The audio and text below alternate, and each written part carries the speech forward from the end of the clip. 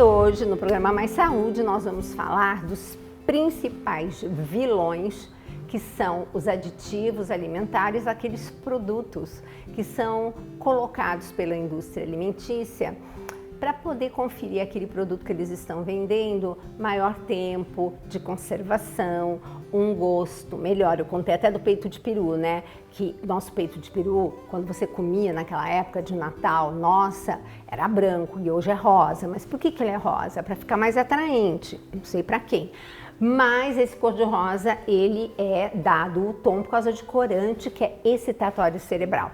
Só que depois que eles colocam esse corante, tem que manter rosa. Então, uma cascata de aditivos, um para consertar o que o outro fez. Então, eles colocam bisulfito, que está assim de artigo científico, mostrando que bisulfito no alimento, como aditivo alimentar, se você tem uma criança com alergia respiratória, é um passaporte para ir para o hospital. E geralmente o que o médico do plantão fala? Mãe, tire embutido do seu filho. É por causa disso. Agora, uma coisa que sempre tem em qualquer produto industrializado chama-se glutamato monossódico. Esse glutamato monossódico, a gente tem uma convenção que tem letras e isso é internacional. Então, em qualquer lugar do país, do mundo que você vá, vai estar escrito a seguinte letrinha, E621. Esse E621 refere-se ao glutamato monossódico, que às vezes eles não colocam o nome. Gente, o glutamato monossódico, ele foi descoberto e usado bastante, por quê? Porque nós temos os gostos na língua que reconhecem, né? O doce, o salgado, o ácido, o amargo. E lá atrás da língua tem um sabor chamado umami, que é esse glutamato monossódico que desperta. Então fica tudo muito gostoso. Até fizeram com um professor meu uma exposição de alimentos industrializados com e sem o glutamato monossódico. Ele falou que não tinha absolutamente nada a ver, que o do glutamato monossódico era muito bom. Então, esse glutamato monossódico, ele impacta diretamente na química cerebral. Gente, de qualquer pessoa, mas nós estamos focando hoje principalmente crianças, adolescentes e adultos até 25 anos, que é a idade quando o nosso cérebro termina realmente de se formar. Ele faz uma excitoxicidade. O que é isso? Além de ser tóxico, ele é excitatório. Então, você já pensou uma criança que precisa prestar atenção numa aula? Aí a mãe vai dar um lanche para ela cheio de coisinhas que tem esse glutamato monossódico. A criança volta do recreio pilhada. Não tem quem a faça ficar calma, mas não é culpa dela. É culpa daquilo que está dentro daquele alimento, que não é bem alimento, é produto industrializado. E quanto menor a criança, maior a influência desse tipo de toxicidade, tá?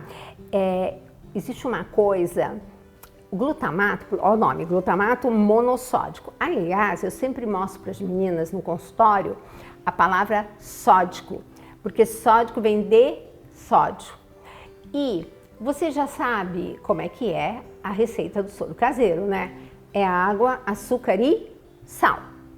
Aí você nunca se perguntou por que põe sal e açúcar juntos?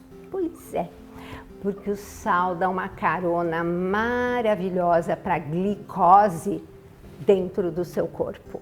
Então, tudo que você põe mais sal e tem carboidrato, aquele carboidrato que vai virar açúcar, glicose, ele entra com mais facilidade no corpo. Então, a palavra glutamato monossódico. Glutamato é um aminoácido que, se a gente come assim, vindo da natureza, tudo bem, porque a gente nunca vai comer demais. Agora, quando você coloca vários alimentos contendo esse glutamato, aí ele vai ser excitatório no cérebro dessa criança, porque o glutamato é um excitatório cerebral que precisa, mas em quantidade muito pequena. Então isso a alimentação confere. Agora, quando você que come muito industrializado e tem gente que ainda coloca esse glutamato monossódico no tempero de casa, isso você jogue fora, porque o que não é bom para você não é bom também para ninguém. Então, manda embora. Bom, resumindo, onde é que ele está presente? Em tudo.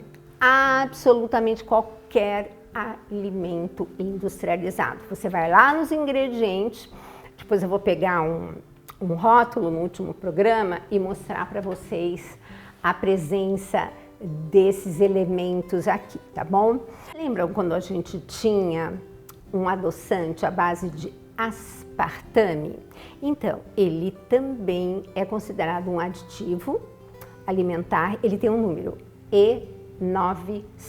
O que acontece? Isso é um adoçante, só que ele também tem um impacto negativo no cérebro, por isso que a gente hoje, graças a Deus, a Organização Mundial da Saúde falou nada de adoçante.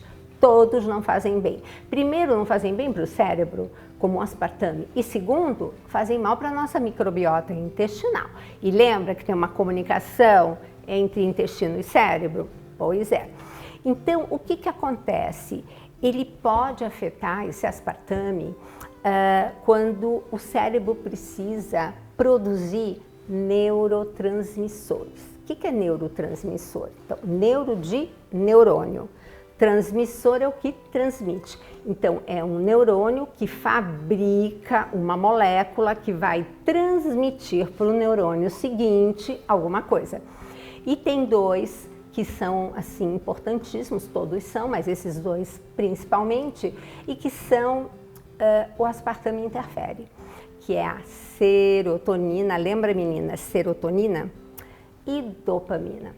A dopamina é um neurotransmissor que quando nós não temos, a gente fica procurando alguma coisa fora da gente para colocar e dar prazer, porque ele está faltando.